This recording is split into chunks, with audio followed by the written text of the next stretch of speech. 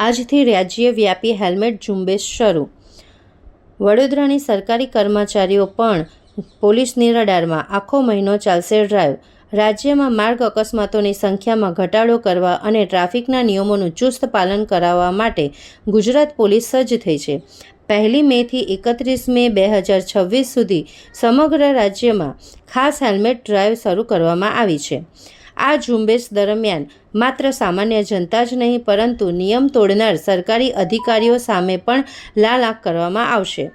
ગુજરાત પોલીસના in charge IG STV મકરંદ ચૌહાણ દ્વારા જારી કરાયેલા પરિપત્ર મુજબ મોટર વાહન અધિનિયમની કલમ 129 મુજબ ટુ વ્હીલર ચલાવનાર અને પાછળ બેસનાર બંને માટે હેલ્મેટ પહેરવું ફરજિયાત છે.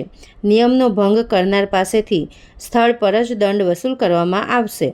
વડોદરાની તમામ સરકારી કચેરીઓના પ્રવેશદ્વાર પર ટ્રાફિક પોલીસ તહેનાત રહેશે.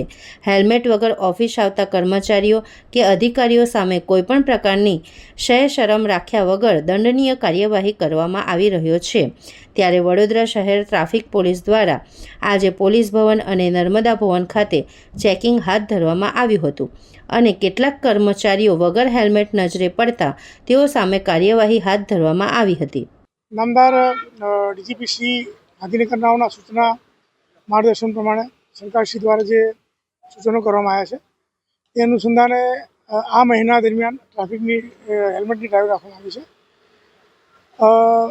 નાગરિકોને, સરકારી અધિકારી કર્મચારીઓને તમામને સેફ રાખવા માટે તેમના સ્વાસ્થ્યનું અને જીવનની ચિંતા કરીને આ આદેશ આપવામાં આવ્યો છે કે તમામે કમ્પલસરી હેલ્મેટ પહેરવાનું છે. એટલે આ મહિના દરમિયાન આની ડ્રાઈવ કરવાની છે, જેથી આજે અમે જે સરકારી કચેરીઓ છે, કોઠી કચેરી છે, પોલીસ ભવન છે, કલેક્ટર કચેરી છે, નર્મદા ભવન છે, કુબેર ભવન છે, તમામ જગ્યાએ ટ્રાફિકની આજે જે હેલ્મેટની ડ્રાઈવ છે કરવાના છીએ અને રવિવારથી અમે જે પબ્લિક છે એમને પણ અવેર કરવા માટે અને કામગીરી કરીશું.